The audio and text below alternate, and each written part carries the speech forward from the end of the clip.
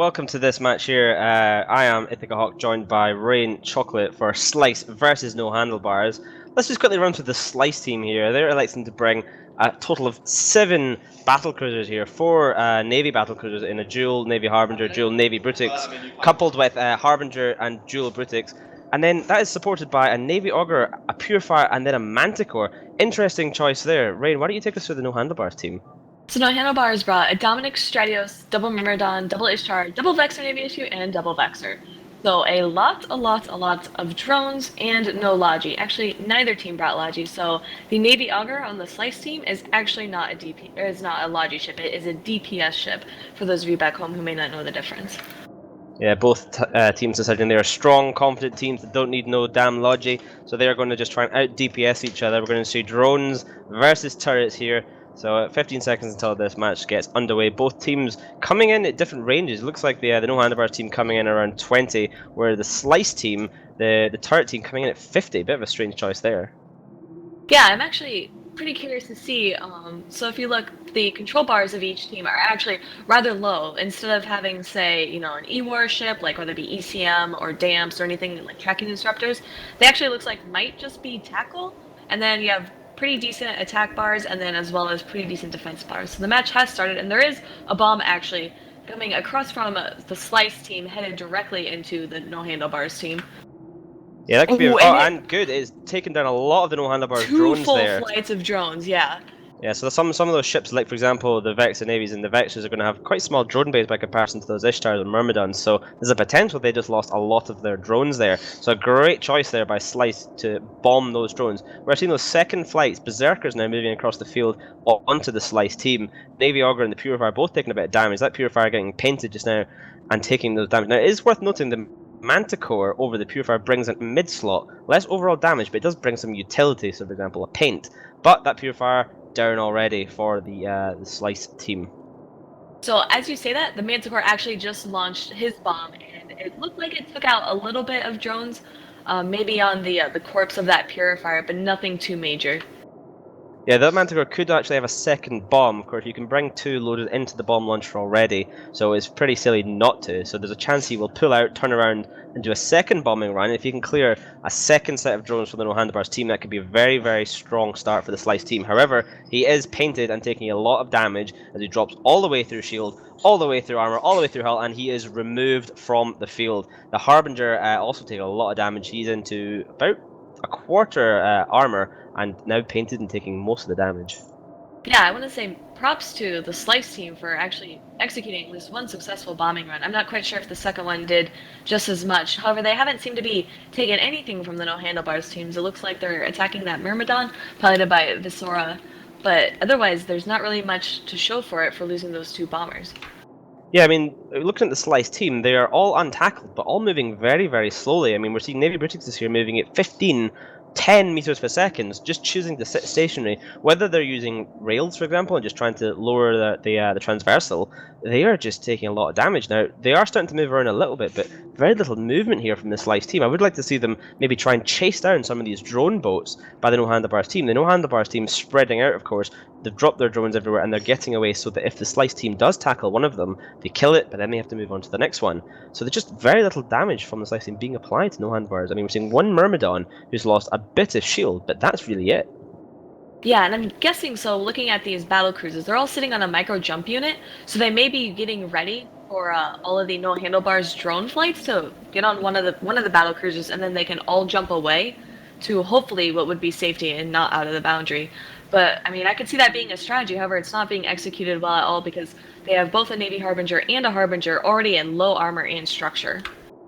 Yeah, they really need... I think maybe they're just going for all the different drones here, because, I mean, they did kill a lot of them with that bombing run earlier on, and if they can remove all of the drones, it doesn't matter if they've lost a couple of their ships, that they've lost, for example, this Harbinger and a Navy Harbinger. If they remove all of the drones from the No Handlebars team, they can, the Slice team can just sit and slowly work their way through. And right there, we just saw the Harbinger of Panthoni just micro jump drive away from the drones of the No Handlebars team. So he is now up the top by himself and quite safe now. So he should be able to start either pulling those drones across the field, which is in fact what is happening now, or he's dragging the drones away from the rest of his friends, so a good move by him. Yeah, and it did actually look like the Slice team was using whatever little drone bay that they have to actually kill off the no handlebars drones. So while right now, in the last 4 minutes, it may not look like anything quote unquote interesting has happened, it's actually super strategic for the Slice team because once you kill those drones, no handlebars, after they're out of their drones, obviously don't have any DPS. Whereas then Slice can go through and pick people off. Of course, I mean, you are trading ships for drones, and there comes a point, though, where you just lose so much damage and utility from your team, you have to stop shooting drones and start shooting ships. And it looks like they are doing that now. The Myrmidon on the No Handlebars team has been tackled, he has been scrammed, and he is starting to take some damage. But as a second macro jump there, that Harbinger jumping again to get away from the drones which chase them. So, and again, those No Handlebars drones following him all the way across the field. Now, they are ogres and Valkyries, so slow-moving drones that are going to take a long, long time. And watching that Harbinger right now, he is moving back towards another micro jump unit. So he is doing a very, very clever move here. He is just jumping from micro jump unit to micro jump unit, and those drones from the No Handlebars teams are just slowly trundling around after him. Fantastic move there by Slice, actually. Yeah, and their Navy Augur, well, it didn't seem like he was doing anything at the beginning. He was actually separated from the battlecruiser corps, and he was actually chasing down this Myrmidon. And he is kind of taking a little bit of damage, but it doesn't really matter because he has this Myrmidon tackled. So all the rest of the that Harbinger is jumping again. He's activated the micro jump unit. He has very low hull though. If he can get away, those drones are going to have to chase him again. No Handlebars. And he's jumped. He's away once more. That is the third time he has jumped. The drones from No Handlebars continually just following around the field. This guy is an absolute hero for Slice. He is dragging this match out for the No Handlebars team. They really need to notice what's going on and move their drones onto somebody else. Now he is rapidly approaching another micro jump unit, but those ogres are almost on top of him, and I don't think he's got enough buffer left to survive another jump. But you know, Pantheon, that is some stellar piloting there. And as we say that, No Handlebars loses the Myrmidon. Slice now up on point. Yeah, and so fantastic piloting by the Slice pilot. Obviously, that Harbinger will probably go down now, but they have juked Handlebars. Not only have they killed their drones, but then they just leave them to chase around the field. So these Navy battlecruisers have actually moved in on where the Navy Augur was and that Myrmidon is. So now they're able to kind of sneak up on these No Handlebars pilots and catch them and actually like pick them away. Yeah, so that Harbinger there on the Slice team does go down. He did try to jump once more, but unfortunately he couldn't quite make it. But he has given his team about 6 minutes of No Handlebars drones just slowly trundling around the field. Now it looks like that first bomb run by the Slice team removed a lot of the high mobility drones, leaving just those heavies to trundle around, and that seems to have made a huge difference, as every time he's jumped that 100 kilometers, those drones have had to move, and that is really what's giving the Slice team a lot of opportunity right now. Although No Handlebars have killed a couple more ships with that Harbinger now down, they are still up on points, but the Stratios now down as well, so that takes Slice up to 22 to 17, so they are trading a lot more favourable than they did the first couple of minutes. Yeah, and with those battle cruisers moving in, they did manage to scram a Myrmidon as well as an Ishtar. So even though they're slowly picking away at ships, they actually have people captured, and so all they have to do is really focus fire their DPS and then pick people off one by one, while whoever's being primaried by those drones just runs away. And at the moment, I believe it's that Brutix right now being shot, and he actually is scrammed, so he will not be able to MJD away. Yeah, so that, as you say, that Brutix is currently scrammed, so he probably will drop down, but on the other side, you have a Myrmidon and Ishtar. No, the Ishtar just broke away from a scram. The Myrmidon is still scrammed, and he is dropping down, of course, without any logistics on both sides. Once these ships get tackled and damage starts to apply, they are pretty much done for. Unless they do a Pantheon and just start micro-jumping around, they are going to die. And of course, with the scram on that Brutix, he's not going to get away like that. And as we say that, second Myrmidon down on the No Handlebars team, Slice are up 33 to 17. Yeah, I want to say this has been a slow startup, but fantastic piloting by Slice. They really showed at least their ability to pay attention. And that Brutix that was caught is no longer scrammed, and he just MJD'd away. I was watching him as he did that. He is about a few kilometers, actually, he is right on the edge of the arena and a boundary. Oh my gosh. He was within the boundary, and I believe he just continued flying. It's not like your ship stops after you MJD, and he boundary violated. Yeah, so Infra there on the Slice team trying to emulate his hero and savior Pantheon in the Harbinger, but unfortunately not quite able to do it, jumping to the boundary and then coasting straight out. Slice are still up by 5 points, so they do still have this in the lead, although that Harbinger King Voodoo is very low, so unless he starts thinking about doing a little tricksy jump away, he is going to die. And he is not near a beacon, actually. He is near the center, but he does have some distance to go. He's approaching it, and now all he has to do is get to it, activate it, and jump away, but he is very low hull. He is, and he is actually sitting right on top of this Dominix, the Handlebars Dominix, which is in half armor. And the Dominix is actually running a smart bomb, which I wasn't really expecting from the Handlebars team, but since the Navy Harbinger is sitting right on top of him and he's running the smart bomb, he'll actually be killing friendly drones as well as hostile drones. Yeah, it looks like that Harbinger, though, is just going to bleed to the smart bomb damage as he drops into very low hull, and he is gone. So no Handlebars are now up on points. However, that Dominix is scrammed right in the center. If they can kill that Dominix before the time runs out in 30 seconds, Slice will execute a very convincing victory using the micro jump drive units around the arena to an absolute stellar effect. And it looks like he will die. Yeah. So they have 20 seconds left. This Dominix is going down, as well as that Ishtar. I believe the lowest pilot is their Brutix right now, piloted by Vlad. Yeah, it looks like he could potentially die. Slice is actually up on points. You have about 10 seconds left. Yeah, so both teams just trying to kill that last ship. It doesn't look like it's going to happen as we count down to 0, and Slice wins a very exciting match there, 52-41. Fantastic use of those micro jump drive units, and hopefully that's something we can see in some replays as we hand it back to the boys in the desk.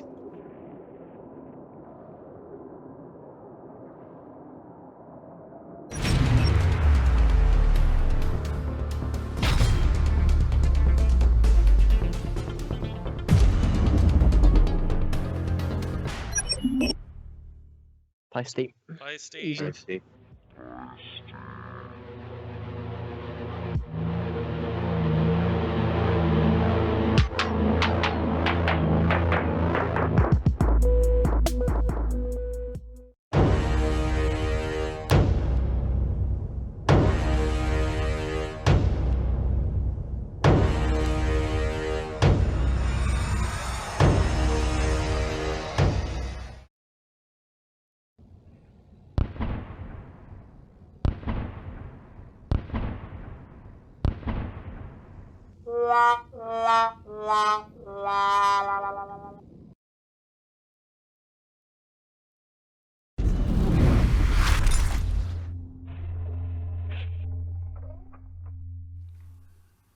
Hey guys, welcome back after that match between Slice and Handlebars.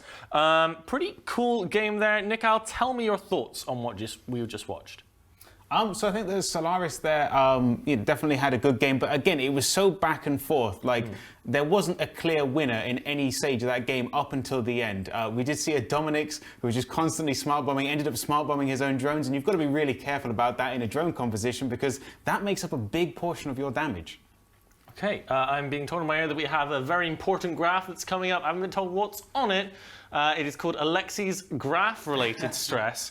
This seems familiar. We have baseline, a graph is requested, when graph is done, when graph is brought up, when Apophany turns around, when Apophany pauses, when Apophany gets it, when everyone else does too.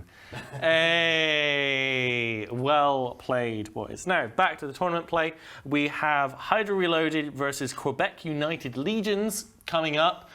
Feeling nervous, Suturnia? No, not really. Not really? Wow. No? Smug. I mean, you're not afraid of having a repeat of last weekend? Well, I suppose you're here rather than flying, so maybe that helps. Rocket, what are your thoughts on Hydra Reloaded going into the losers bracket first weekend? Like, that's the biggest upset in the tournament we've had for a while. Well, I mean, by upset, I think most people have considered it to either be a fluke or some kind of tactical play by Hydra because they preferred the route to the final in terms of being in the losers bracket. Now, whichever way you want to look at it, Hydra requires no introduction when it comes to Alliance tournament teams. They have the background. They're going to be one of the top 3-4 teams. 3-4 teams, I say, at the worst case scenario. A lot of people would expect them to go all the way. In terms of this match, I would say Hydra should win hands down. Now, the loss that they took initially that put them in the losers bracket, a lot of people have said that Templars were lucky to go through on that first match. I don't know whether it's really fair to say that because a lot of things can go wrong when you're flying in the tournament, and it is a lot based on execution. Things can go wrong, and it can be due to just unfortunate circumstances. the RNG Jesus or whatever we're calling it these days.